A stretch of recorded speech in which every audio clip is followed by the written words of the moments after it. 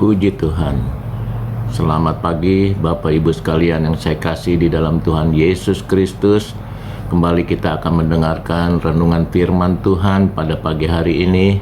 Tapi sebelumnya kita akan mendengarkan pujian dan kita berdoa supaya pujian yang kita akan dengar menjadi berkat di dalam kehidupan kita. Puji nama Tuhan. Haleluya.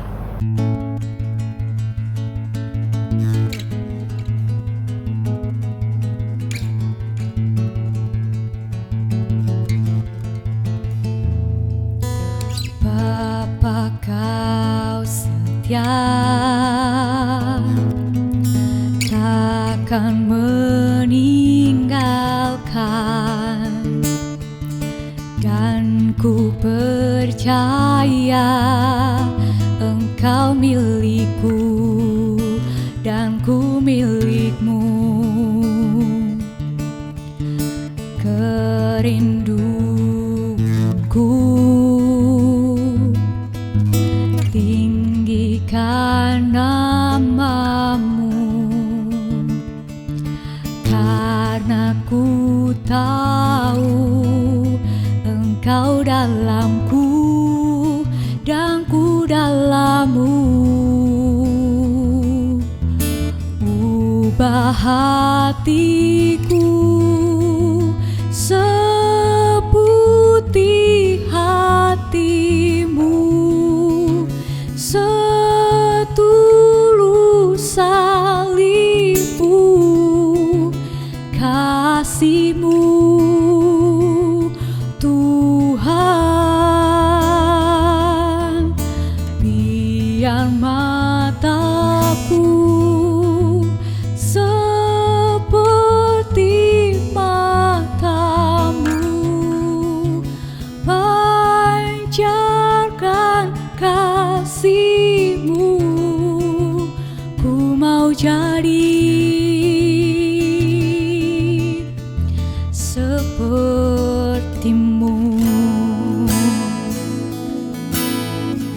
Haleluya Tuhan, kami mau jadi sepertimu Tuhan.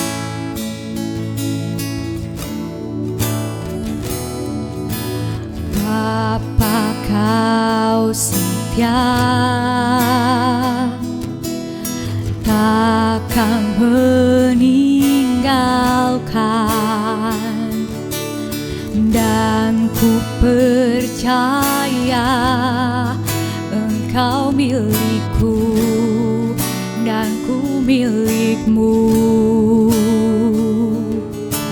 Kerinduanku tinggikan namamu,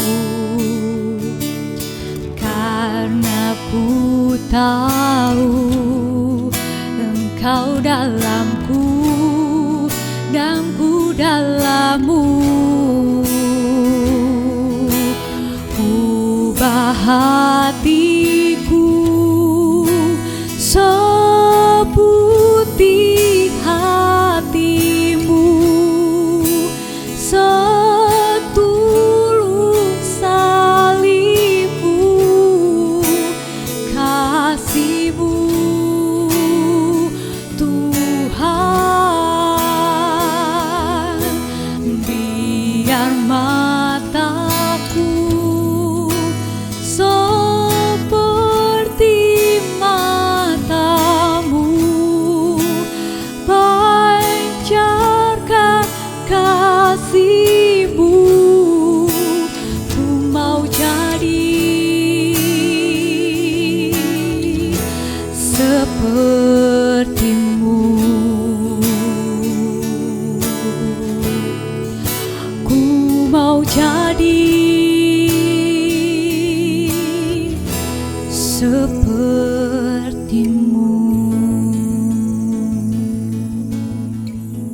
Puji Tuhan, kita kembali akan mendengarkan renungan firman Tuhan. Sebelumnya kita berdoa kepada Tuhan.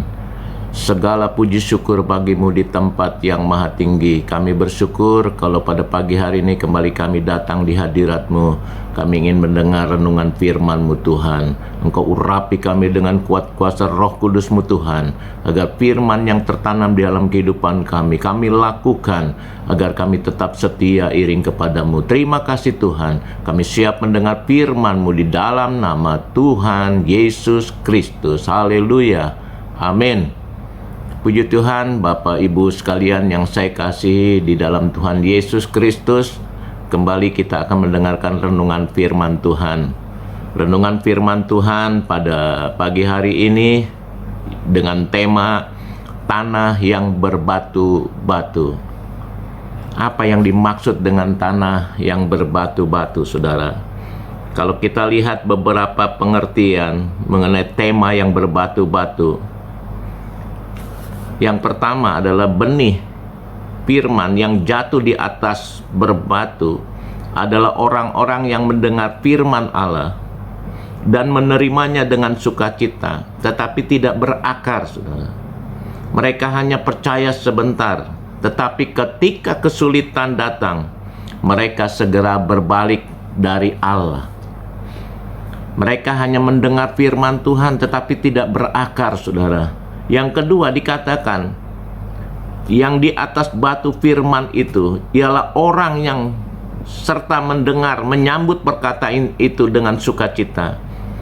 Maka orang itu tidak berakar, katakan. Mereka itu percaya untuk seketika saja, dan pada saat percobaan itu datang, undurlah mereka itu. Bahkan dikatakan juga banyak orang yang mendengar firman Tuhan, tetapi mereka ketika mendapat kesulitan dalam kehidupan mereka, mereka banyak yang meninggalkan ajaran-ajaran itu. Maka hari ini, pagi hari ini kita akan mendengar tentang bagaimana firman yang jatuh di batu-batu. Arti batu, saudara, kita tahu adalah keras, hati yang keras. Ya, sesuai dengan tema pada pagi hari ini adalah tanah yang berbatu-batu. Kita akan membaca di dalam Lukas 8 ayat 13. Dikatakan demikian, yang jatuh di tanah yang berbatu-batu itu ialah orang yang setelah mendengar firman itu menerimanya dengan gembira, tetapi mereka itu tidak berakar. Mereka percaya sebentar saja, dan dalam masa pencobaan mereka murtad. Ketika percobaan datang, mereka tidak tahan di dalam menghadapi percobaan yang ada.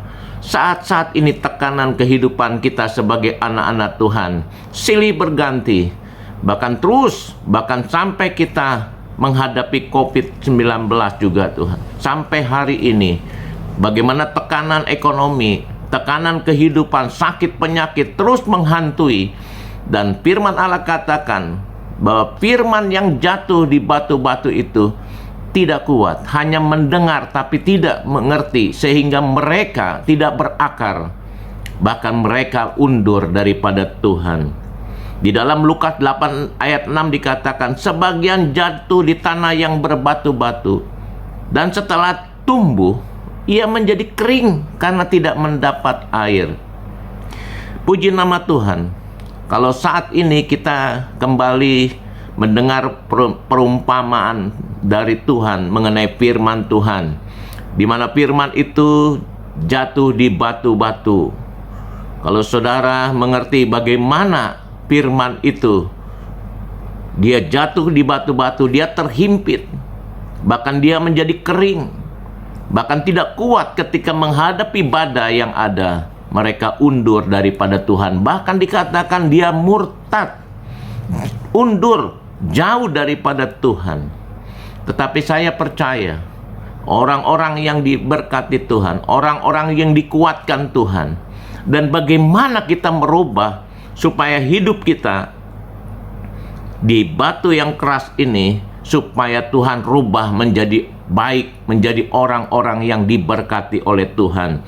Zakaria 7 ayat 12 dikatakan, mereka membuat hati mereka keras seperti batu Amril, supaya jangan mendengar pengajarannya dan firman yang disampaikan Tuhan semesta alam melalui rohnya dengan perantara para nabi yang dahulu. Oleh sebab itu datang murka yang hebat daripada Tuhan.